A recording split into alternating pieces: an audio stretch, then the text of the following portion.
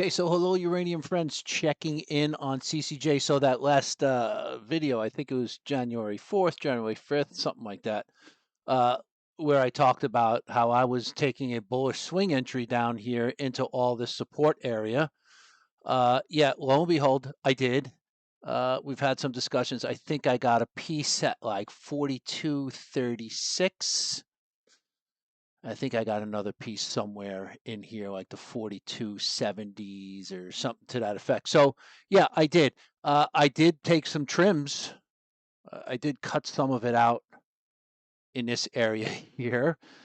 And yeah, I'm still running with some. So, you know, just look at the Fibonacci's for a minute. If someone is a Fibonacci trader, they're going to look at this and say, okay, well, I got the 382% bounce.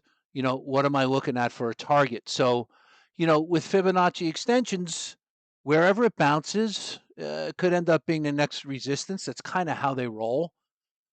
So, the 382, it might get you up above this $50 area, around 52 or whatever.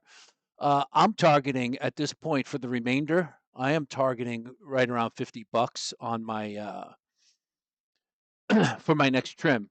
Post market, it's already through. It's somewhere around like over 47.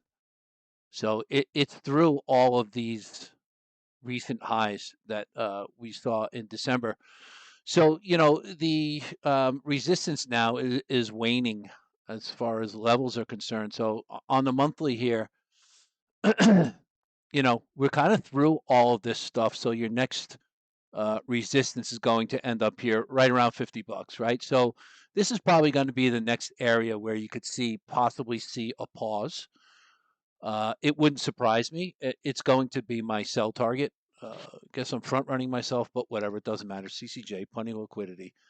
You also have this little volume node right here, right at that same level. So resistance wise, levels before CCJ goes into blue sky breakout, which I'm fairly confident it does.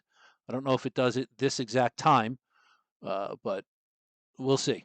A $50 target right now for me is pretty good, and I'm going to be looking to trim out partial position there.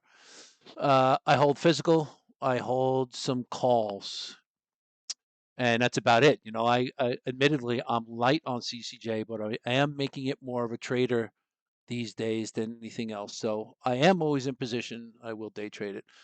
So that's the deal with CCJ.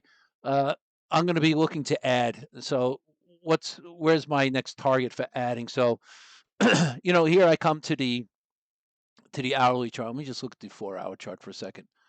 Yeah, the 4-hour chart might be a little bit of a better guide, right? So I'm definitely going to be looking around this area, the 45 area, to get an ad. If you look at this hourly, I'm going to take off extended for a minute.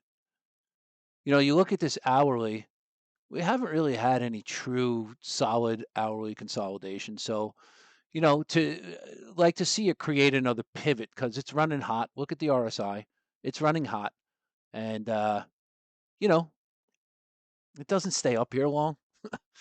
So it would be fine, and I'd be perfectly, perfectly happy to see some kind of pullback. Again, uh, I'm looking at 45 area right now for a reload of some sort. So that's going to be my deal. Which is really what we're doing. Was going to be searching for a daily high or low as opposed to this level that I worked off of, and this is making plenty of room to do so.